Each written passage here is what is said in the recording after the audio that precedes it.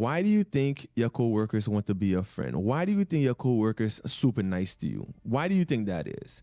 It's because they need allies. At a workplace, people always need allies. And forget about workplace. Everywhere you go, if you're in an environment where you find a lot of people gonna try to persuade others to become their allies. Why? Because us human, we navigate and we become stronger when we are in group because we able to do more in group settings, right?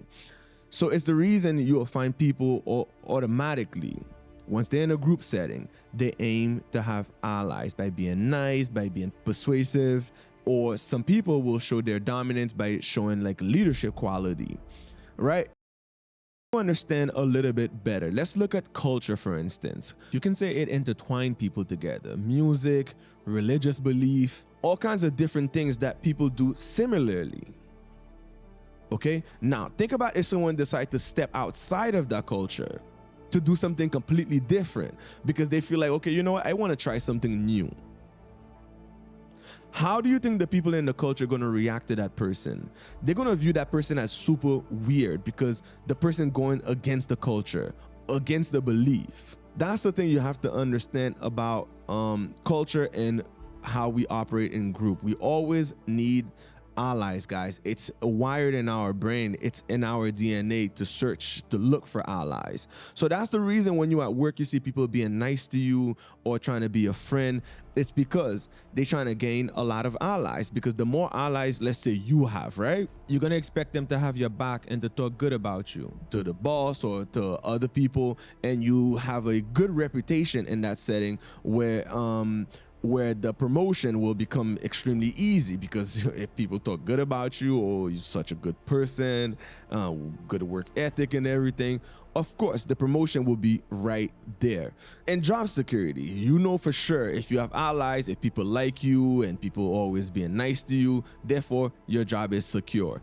That's the way people think, okay? So the problem with that though, if someone decide to become toxic or create a toxic culture, you could say, what's going to happen? You're going to have to mesh in. You're going to have to be part of that culture, especially if you view the person as like a leader, someone you respect or something like that.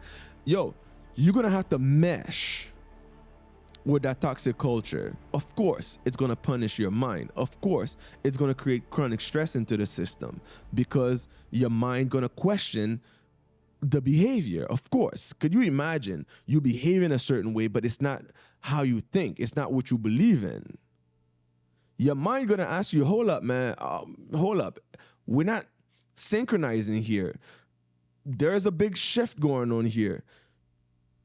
My body is behaving completely different from what I'm thinking.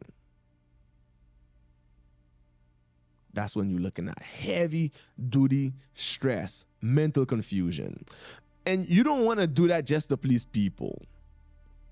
I would never recommend that. You do not want to cripple your mind. You do not want to confuse your mind just to please people. If it's something that goes against your moral principle, you should feel strong to say, okay, you know what, man, look, it's your thing. I'm not judging you. You could do whatever you want to do, but it's not me. If someone coming to me at work trying to gossip, okay, let's get this person in trouble, let's get this person fired or something like that, I have the right to say, yo, no, it's not part of my principle. I'm not trying to do that. I'm not interested in that. I can say that without a problem. So you have to learn to be firm, stick to your principle. Do not change to please people. Never change to please people. It will be the worst mistake.